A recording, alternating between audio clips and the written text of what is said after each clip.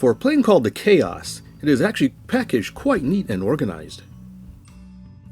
You get mostly large subassemblies and plenty of hardware including a spinner, fuel tank, and even a glow engine motor mount. The covering is very well done with an attractive scheme and distinctive markings so as to distinguish the top from the bottom. I did not notice any wrinkles. Servo lead guide string is also pre-installed and taped into place. Also, all the control surfaces are pre-hinged. The 22-page manual has large black and white pictures and is easy to follow with detailed instructions for both glow and electric versions. The manual I had included an addendum and cowl template. First up is to install the wing servos. As you can see, the servo cutouts are too small for the standard size servos. They measure 5/8 inch wide by 1.5 inches long. Fortunately, the airframe is designed to enable enlarging the hole with the use of a hobby knife.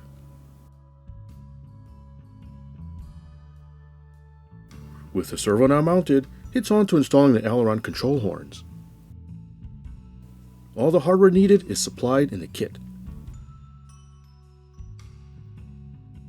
Just cut and bend the linkage to size and then snap on the rod keeper. Next, pre-drill the holes for the landing gear straps. Note that the landing gear is pre-bent for a rearward slant, so be sure to use the correct ones for the left and right sides. Install the anti-rotation pins onto the wings and tail, then screw the whole tail assembly onto the fuselage.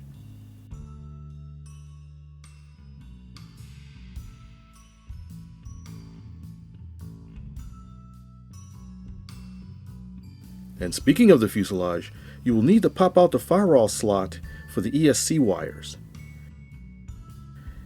It is partially laser cut, but needed some convincing with a knife, small screwdriver, and finally a hammer.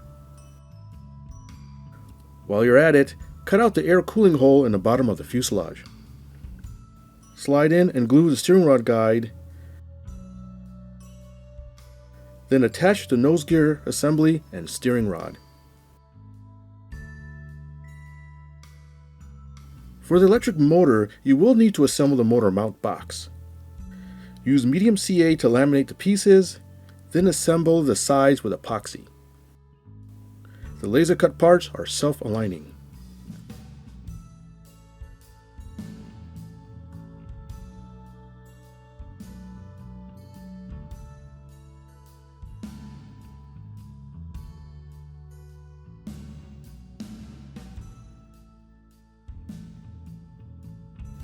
The box then attaches to the firewall with blind nuts and screws. After installing the battery straps, I like to use a thin layer of epoxy for better adhesion of the stick-on battery Velcro strips. For the Kaos, I elected to use the Rimfire 120 as the recommended 80 was unavailable at the time. The size and kV of the 120 is similar to the 80 and only slightly heavier. On the bottom of the box, there are some pre-drilled holes which I utilized to mount the Castle Phoenix 75 speed controller. With that done, it's on to the cowl. The cowl is a very nice gel-coated fiberglass. So the first step is to make a slot for the nose gear.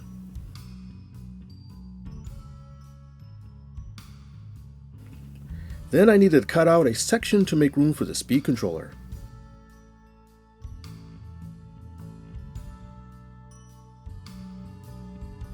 Which also has the benefit of providing a cooling intake.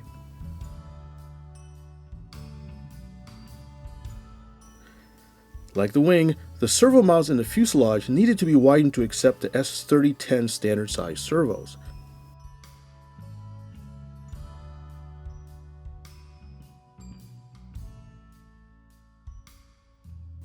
When installing the wheels, note that the nose wheel is smaller than the mains. For final assembly, the wings easily plug in and are held into place with plastic thumb screws.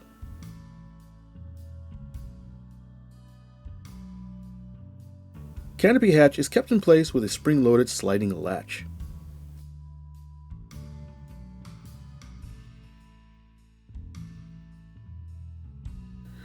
Oh yes, that is one fine-looking lady.